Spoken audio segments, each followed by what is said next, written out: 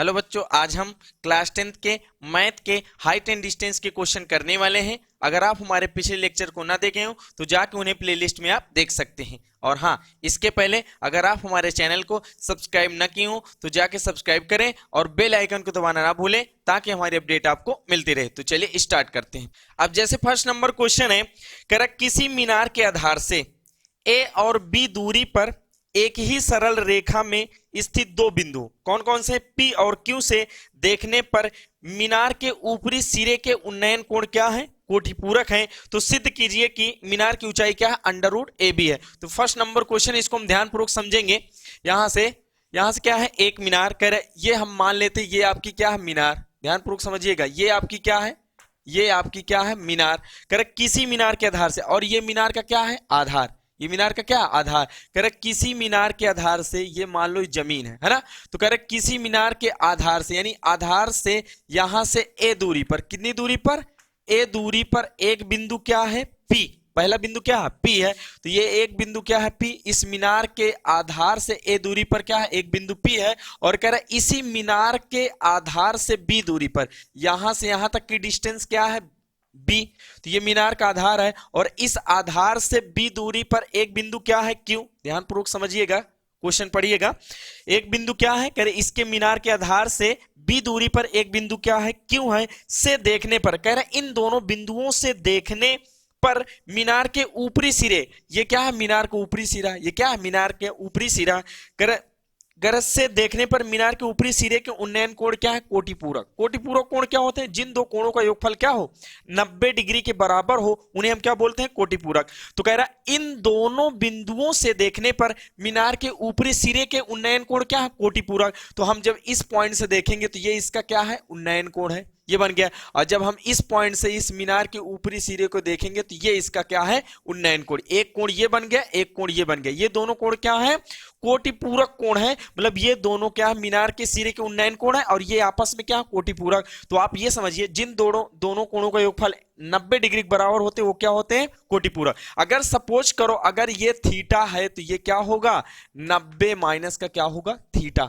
या इसको आप कह सकते हैं, अगर ये थीटा होगा तो ये क्या होगा, 90 माइनस थीटा, क्योंकि ये दोनों उन्नयन कोण क्या है, उन्नयन कोण क्या है, एक दूसरे के क्या है, कोटिपूरक। मतलब इन दोनों कोणों का योगफल 90 डिग्री के बराबर होगा। तो अब हमको करना है, इसकी मीनार की ऊंचाई निकालना है। तो हम मान लेते हैं मीनार की ऊंचाई क्या मान ले, एच मान लेते हैं। और हमको सिद्ध करना है कि मीनार की ऊंचाई क्या है, अंडर रूट ए बी। तो ध्यानपूर्वक समझेंगे। अब देखो, यहां से हम ट्राइंगल लेंगे, यहां से नाम दे देते हैं, ये पी क्यू, और इसको हम क्या दे दें, आर नाम दे दें, पी क्यू आर एस, और इसको नाम देते हैं एस। ठीक। तो हम यहां से क्या करेंगे, ट्राइंगल यहां से लिखेंगे त्रिभुज।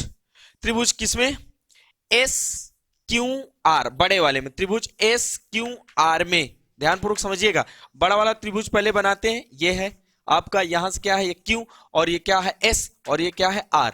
अब देखो ये वाला कोण हमने क्या लिया, 90 माइनस का क्या है, थीटा। अब देखो यहां से ये मीनार के आधार से यहां से यहां तक की दूरी क्या है, बी। तो इसकी डिस्टेंस क्या है, बी, और इसकी ऊंचाई क्या माना है, एच। तो हम इसमें क्या लगाएंगे, tan, क्योंकि हमको क्या पता, लंब और आधार। देखो ये वाला कोण लेंगे तो जो कोण लेते हैं उसके सामने वाली भुजा क्या होगी, लंब, और ये 90 डिग्री के सामने वाली भुजा क्या होगी, कर्ण, और ये क्या होगा, आधार होगा। तो हम यहां से लेंगे क्या, tan थीटा। तो क्या लेंगे, tan 90 माइनस का थीटा इक्वल टू, tan का मतलब क्या होता है, लंब बटे आधार, लंब बटे आधार। तो यहां से लंब क्या है, h, और आधार क्या है, b। अब आपको पता है tan 90 माइनस थीटा फार्मूला होता है, tan 90 minus theta equal to क्या होता है, cot थीटा। तो यहां से क्या करेंगे, tan 90 minus theta equal to क्या लिखेंगे, cot थीटा इक्वल टू क्या लिखेंगे, h अपान b, और समीकरण क्या लिखेंगे, first.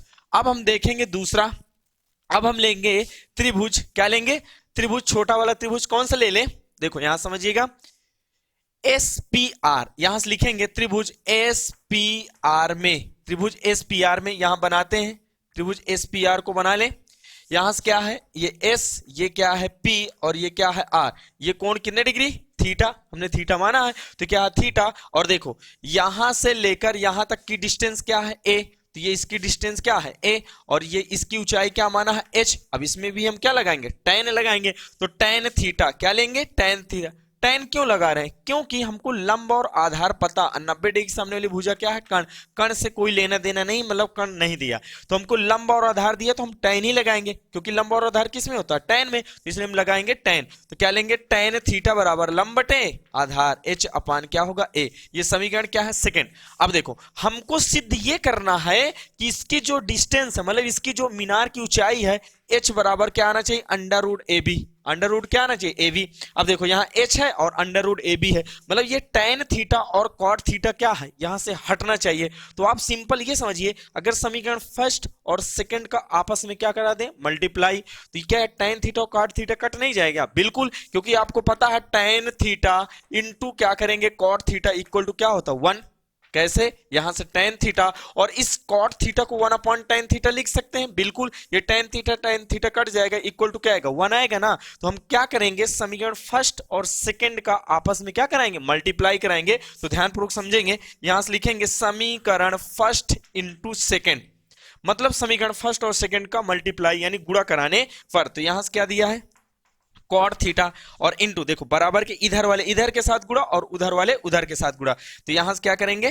tan theta equal to यहां से क्या है? h अपान v, क्या है? h अपान v, और यहां से क्या है? h अपान क्या है? a। तो क्या ये cot theta into tan theta ये दोनों कट जाएगा, क्या आएगा? 1 आएगा, वो अभी बताए हैं। h गुणे h करेंगे तो क्या आएगा? h स्क्वायर, और ये क्या आएगा? b इंटू ए, तो क्या लिखेंगे? A B. तो फाइनली आप ये कह सकते हैं कि सर हम इसको ऐसे लिखेंगे, यहां से h स्क्वायर, या ऐसे करें इस ए बी को उधर ले जाएंगे तो क्या होगा? ए बी इक्वल टू क्या आएगा? h square. तो फाइनली आप कह सकते हैं h स्क्वायर इक्वल टू क्या आएगा? A B. तो h बराबर, इधर से स्क्वायर हटाएंगे तो इधर क्या लग जाएगा? अंडर रूट ए बी लग जाएगा। और ये इसी चीज को हमको क्या करना था? प्रूव करना था। तो यही आपका क्या हो जाएगा? आंसर हो जाएगा। मतलब इस जो मीनार की ऊंचाई है वो क्या आ गई है? अंडर रूट ए बी आ गई है। तो आप यहां से समझ सकते हैं। अब जैसे दूसरे नंबर क्वेश्चन है, कह रहे एक मीनार की जमीन पर छाया की लंबाई उसकी ऊंचाई के क्या है? बराबर है, तब सूर्य का उन्नयन कोण होगा।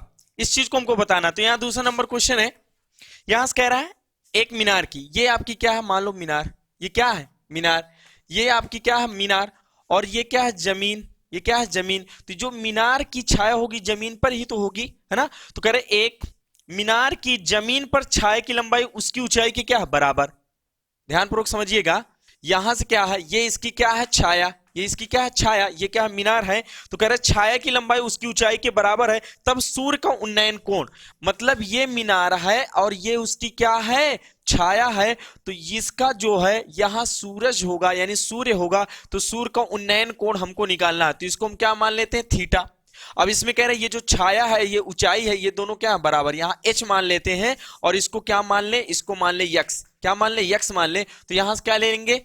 tan लेंगे, क्योंकि लंब और आधार हमको पता है। तो यहां से क्या करेंगे? tan थीटा इक्वल टू क्या है? लंब बटे आधार। तो लंब बटे क्या आएगा? आधार x। अब चूंकि यहां हमको पता है कि h इक्वल टू क्या है? x, मतलब ये क्या है? मीनार की ऊंचाई है और ये क्या है? छाया की लंबाई। मीनार की ऊंचाई और छाया की लंबाई दोनों क्या है? इक्वल है। तो यहां से क्या करेंगे? tan थीटा इक्वल टू यहां h अपान x के जगह भी h रखेंगे, ये दिस और दिस कैंसिल, तो यहां से tan थीटा इक्वल टू क्या है? 1। इधर tan है तो इधर भी हमको tan बनाना पड़ेगा। तो यहां से फाइनली करेंगे tan थीटा इक्वल टू क्या आएगा? tan 45 degree. तो कंपेयर करें tan और tan के बाद थीटा, थीटा बराबर क्या है? 45 डिग्री। तो यहां से जो उन्नयन कोण होगा वो कितने डिग्री आएगा? 45 डिग्री आएगा। तो आप यहां से समझ सकते हैं।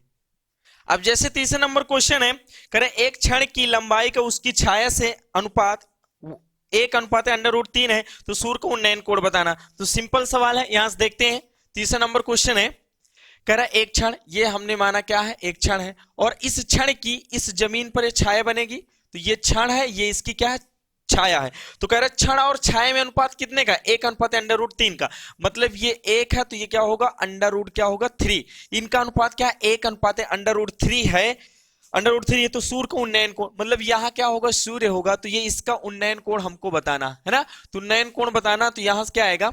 यहाँ ये क्या है थीटा, इस कोण को क्या मान ले थीटा, तो ये कोण लेंगे तो ये क्या होगी लंब और ये क्या होगी आधार, है ना। तो यहाँ भी हम tan लेते हैं, tan थीटा इक्वल टू क्या आएगा लंब बटे आधार, तो 1/√, क्या होगा 3। अब देखो इधर tan तो इधर भी हमको tan ही लाना है, तो यहाँ से क्या करेंगे tan theta equal to tan में कितने की वैल्यू, तो आप बोलेंगे सर tan 30 की वैल्यू क्या होती है 1/√3। तो कंपेयर कराएंगे tan के बाद क्या है थीटा, थीटा बराबर क्या है 30 डिग्री। तो जो इसका उन्नयन कोण आएगा वो कितने डिग्री आ जाएगा 30 डिग्री आ जाएगा। तो आप यहां से समझ सकते हैं।